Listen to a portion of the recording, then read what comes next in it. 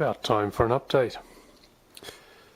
I've been busy, but it's the same as what you saw when I first built it, just with paint on it.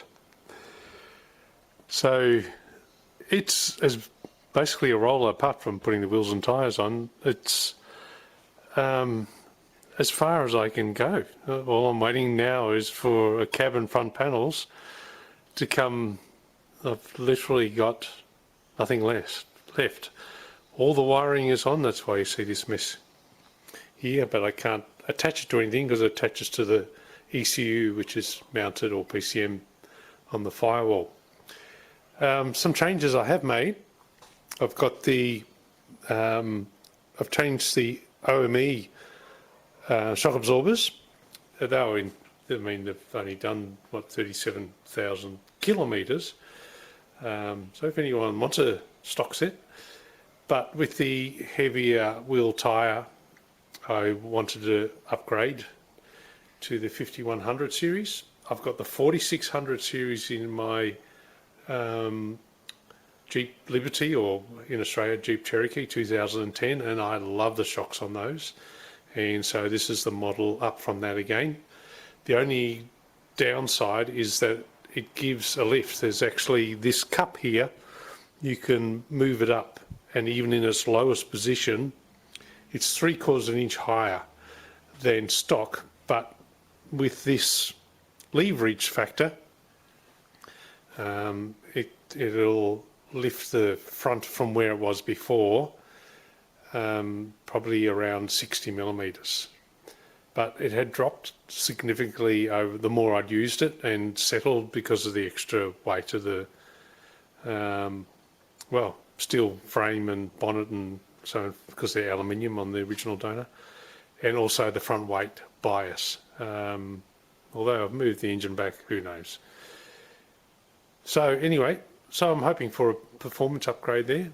Another thing I've changed is everything has been HPC coated, or ceramic coated, so this was the look it'll stay, unlike the stainless that steel that all blues and goes gold and many colours. I've even actually ceramic coated all the fittings, so every single clamp has also been done.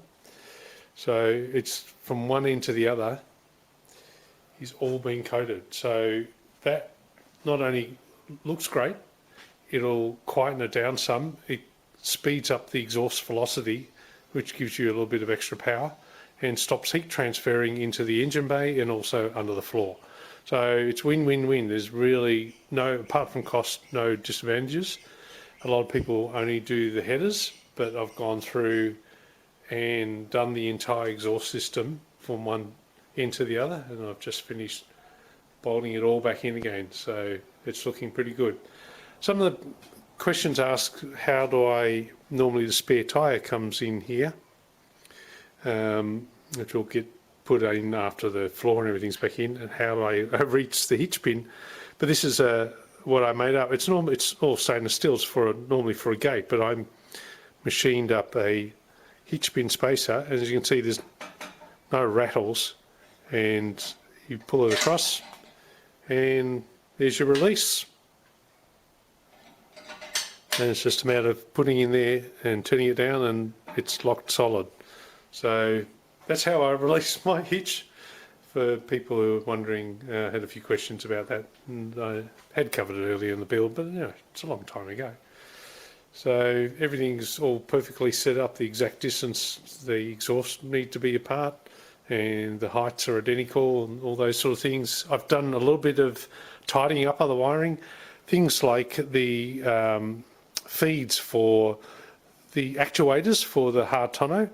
So they're, rather than just being strapped onto the side of the factory harness, it's all been fed inside. Also,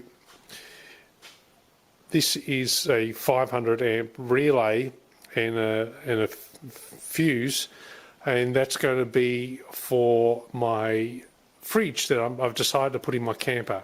So rather than putting it in the back of here and worrying about the heat build up, I can easily put it into the front of my camper trailer, my off-road camper trailer, and it feeds all the way through the harness, and I've made up a mount for an Anderson plug to tie in to the camper, so I can just plug it in, and while I'm driving, this is energized, so the alternator will charge the battery in the camper trailer, and when we pull up, I always connect it. I've got 240 watt solar panels that I connect up to when I'm in camp. I've also installed a 300 mega fuse here, so from the battery which sits here, you have it as close to the battery as possible. If I short anything out on the lead, as you can see, running all the way up to the main power distribution box up the front, well, that's it there. All that, nothing can short out, it'll just blow the fuse here, and no worries about anything burning through. So everything's, you know, that's only the only circuits I had to add. Everything else was factory basically. So yeah, pretty pleased with that.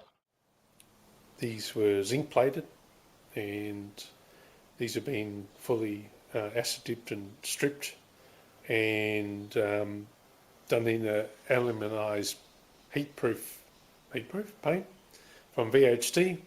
So I just thought they looked a bit better.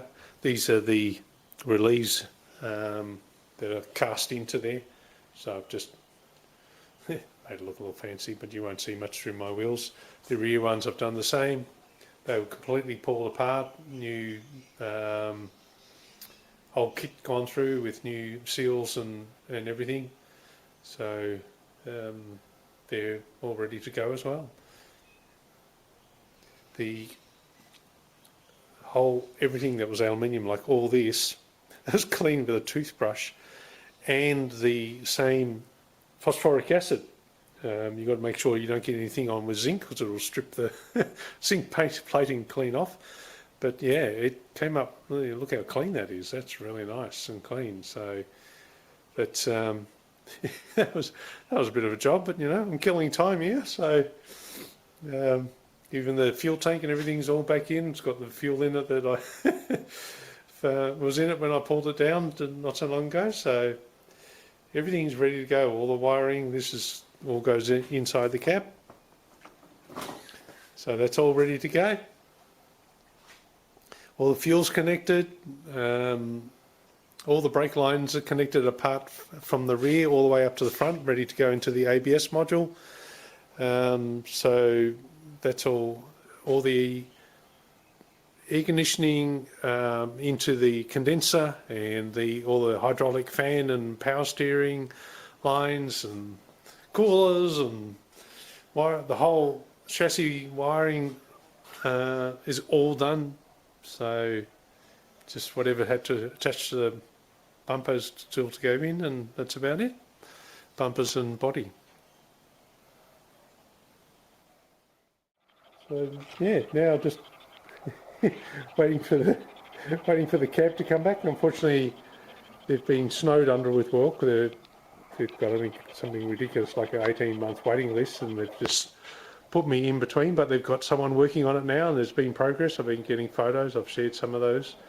And the cab's all ready for for painting, as in all the prep work has been done. It's all been blocked, sanded, and I'm not sure if it's already in primer. I'll get an update in the next few days, and then they're going to do the rest of the front panels. So yeah, anyway, everything's looking good. I'm really pleased how everything's turned out. Just waiting for the for the panels to come back from the panel beater, and then onwards and onwards. So on a